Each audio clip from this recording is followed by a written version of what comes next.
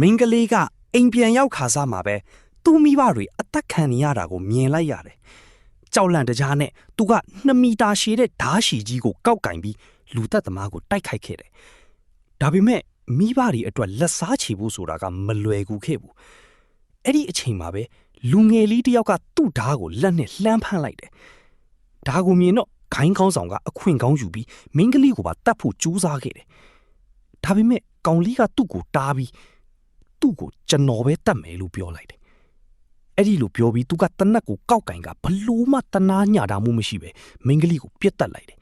။အဲ့ဒီနောက်မှာတော့အဲ့ဒီလူကဘာခံစားချက်မှမရှိတဲ့မျက်နှာနဲ့သူ့လက်အောက်ငယ်သားတွေကိုမင်္ဂလေးကိုအပြင်ဆွဲထုတ်ပြီးမြုပ်နှံဖို့ခိုင်းလိုက်တယ်။သူ့လူတွေကမြုပ်နှံဖို့လုပ်နေတော့မှပဲရုတ်တရက်မျက်နှာဖုံးဆွထားတဲ့လူတယောက်သူတို့နောက်ကပေါ်လာပြီးသူတို့ကိုတတိလစ်သွားအောင်လုပ်လိုက်တယ်။ဒါကိုမြင်တော့မင်္ဂလေးကသူကေတင်ခံလိုက်ရပြီဆိုတာ